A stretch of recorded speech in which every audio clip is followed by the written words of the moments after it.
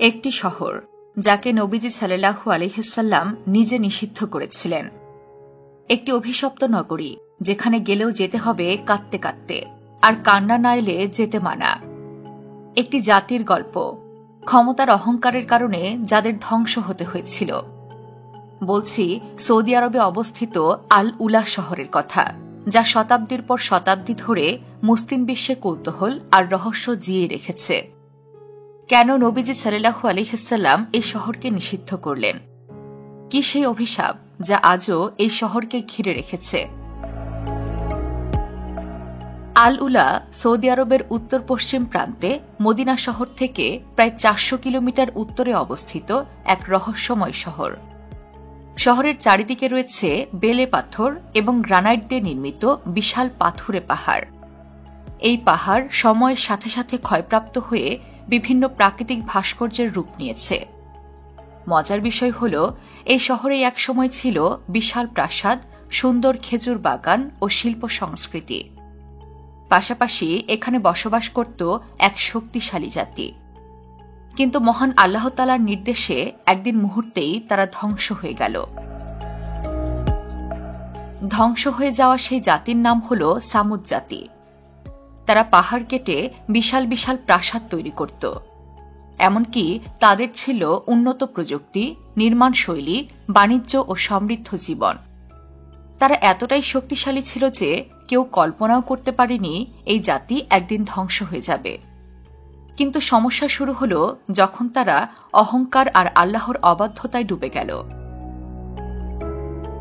সামুদ জাতীয় প্রথমে আল্লাহ ও পরকালে বিশ্বাসী ছিল, কিন্তু কালের বিবর্তনে একসময় তারা আল্লাহ ও পরকালকে ভুলে গিয়ে মূর্তি পূজা শুরু করে ও শিরকে লিপ্ত হয়।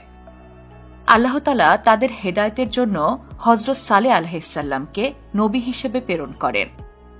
নবুয়ত লাভের পর হযরত সালেহ আলাইহিস সালাম সামুদ জাতিকে মূর্তি পূজা পরিত্যাগ করে এক আল্লাহর ইবাদত করতে আহ্বান জানান। তিনি সবসময় সেই জাতির মানুষদের মূর্তি পূজার কঠিন পরিণতির কথা বলতেন এবং জাহান্নামের কষ্টের কথা বর্ণনা করতেন। কিন্তু তারা কেউই সালেহ আলাইহিস সালামের দাওয়াত গ্রহণ করল না। এরপর একদিন সামুদ জাতির সবাই একত্রিত হয়ে হযরত সালেহ আলাইহিস সালামকে বলল, আপনি যদি সত্যি আল্লাহর নবী হন তবে আমাদেরকে কাতেবা পাহাড়ের ভেতর থেকে 10 মাসের গর্ভবতী, সবল ও স্বাস্থ্যবতী উট বের করে দেখান।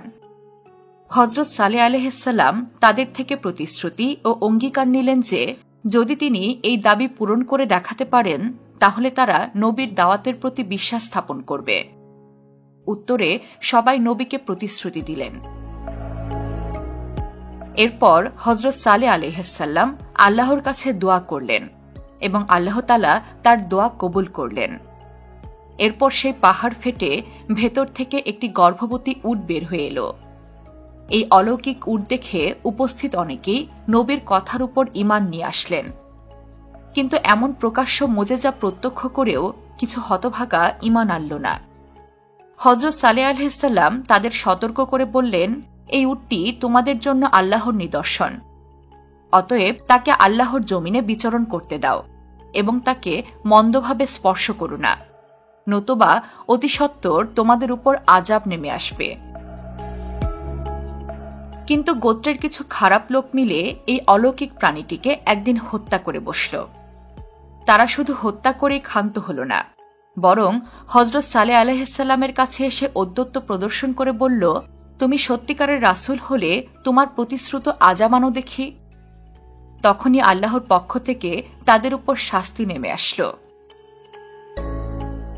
সূরা আরাফের ৭৭ থেকে ৭৮ নং আয়াতে এই আযাবের কথা বর্ণনা করা হয়েছে।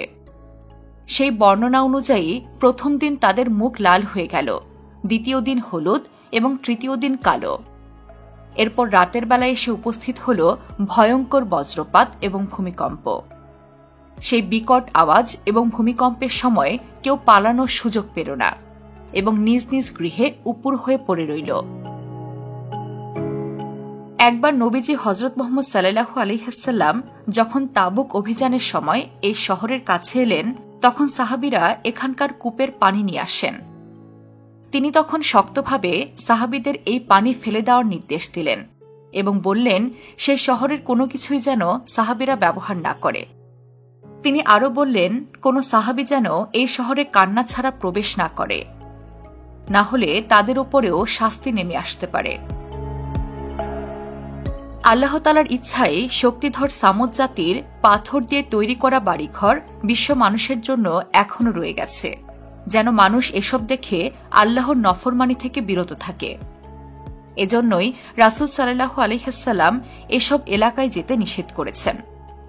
আর যদি সেখানে তাদের যেতেই হয়, তাহলে যেন আল্লাহর নফরমানি কতটা ভয়ঙ্কর হতে পারে এটা জেনে রাখে এবং আল্লাহর শাস্তির ভয়ে অন্তর্ভীত হয় ও কান্না আসে।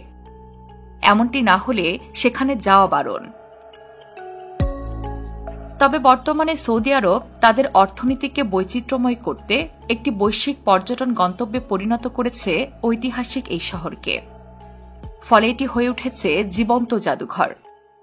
এমনকি ইউনেস্কো এই আল উলা শহরকে বিশ্ব ঐতিহ্যবাহী স্থান হিসেবে ঘোষণা করেছে। কিন্তু এখানকার নিস্তব্ধতা যেন এখনও সেই ধ্বংসপ্রাপ্ত জাতির কষ্টের আর্তনাদ শুনিয়ে দেয়। আল-উলা শহর পৃথিবীবাসীর জন্য এক জীবন্ত নিদর্শন। আল্লাহ তাআলা এই শহরকে পৃথিবীর মানুষের জন্য একটি শিক্ষা হিসেবে সংরক্ষণ করে রাখার অঙ্গীকারবদ্ধ হয়েছেন। আর তাই এখনও শহরটিকে আমরা চোখের সামনে দেখতে পাই। পৃথিবীতে আল্লাহর এমন অনেক নিদর্শন এখনও সংরক্ষিত রয়েছে। আমাদের উচিত এসব স্থানসমূহকে দেখা এবং আল্লাহকে স্মরণ করা। ইসলাম ধর্মের গুরুত্বপূর্ণ ঘটনাগুলো জানতে এবং ইসলামের সমৃদ্ধ ইতিহাস ও সংস্কৃতির ভেতর হারিয়ে যেতে ফলো করুন আমাদের ইসলামের কথা প্লেলিস্টটি এবং সাবস্ক্রাইব করুন বিশ্বপ্রান্তরের ইউটিউব চ্যানেল।